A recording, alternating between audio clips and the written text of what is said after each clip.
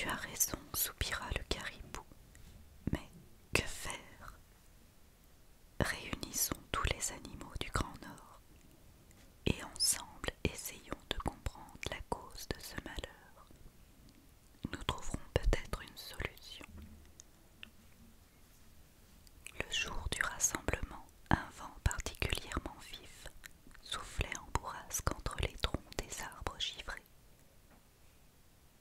Le renard polaire, l'ours, le raton laveur, la perdrix des neiges, le faucon, le castor et bien entendu le lièvre, accompagnés du caribou et de la marmotte, se serrèrent les uns contre les autres pour se réchauffer. Pourquoi le soleil ne vient-il plus jusqu'ici?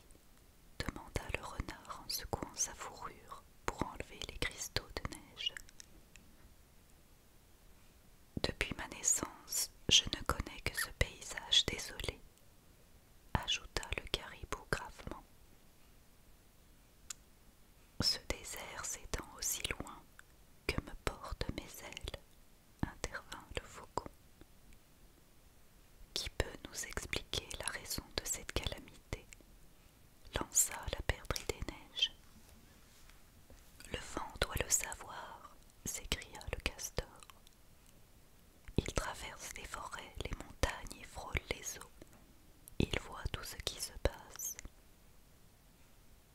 Le vent, qui entendit prononcer son nom, interrompit sa course.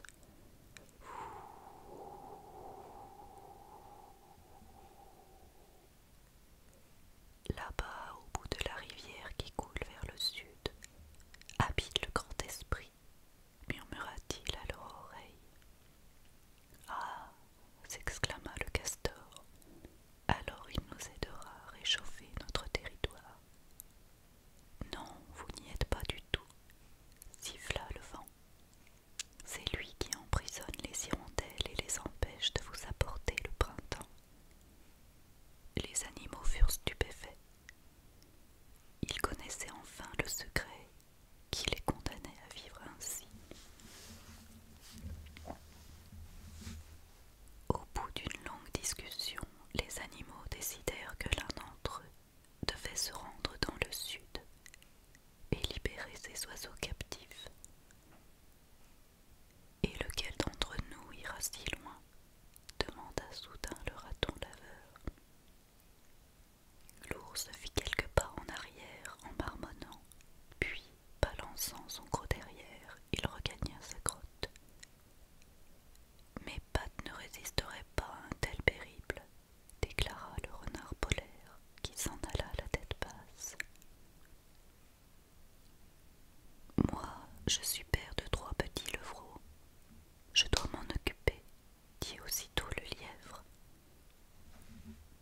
Le caribou remua sa lourde ramure et s'éloigna avec prestance.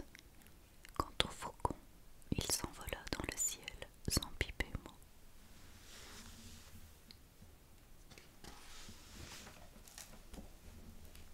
C'est ainsi que le pauvre castor se retrouva tout seul. Mes compagnons ne sont pas très courageux, soupira-t-il, faisant confiance à son épaisse fourrure pour le tenir au chaud, à ses dents bien aiguisées et à ses pattes robustes. Le rongeur commença alors un long voyage en suivant le lit de la rivière. Il brava les rafales de vent et les tempêtes de neige, trottant jour et nuit sans s'arrêter. Enfin, un matin, le castor fourbu et affamé arriva dans la contrée du grand esprit. Par précaution, il attendit la tombée de la nuit pour se faufiler dans le wigwam du geôlier des oiseaux. Il passa discrètement sa tête sous la porte en bout. Un bon feu brûlait au centre, et il aperçut aussitôt les hirondelles, enfermées dans une cage, accrochées à l'une des poutres au-dessus du lit de l'esprit.